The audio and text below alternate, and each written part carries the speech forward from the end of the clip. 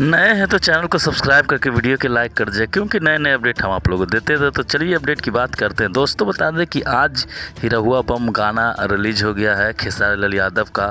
और दोस्तों बता दें कि इस गाने पर अब रील बनना स्टार्ट हो गया और काफ़ी इस पर रील भी बन रहे हैं। गाने सुनने के बाद दोस्तों गाने बहुत ही अच्छे हैं। इसको गाना मैंने सुना है, गाना बहुत ही सुंदर लिखा हुआ है।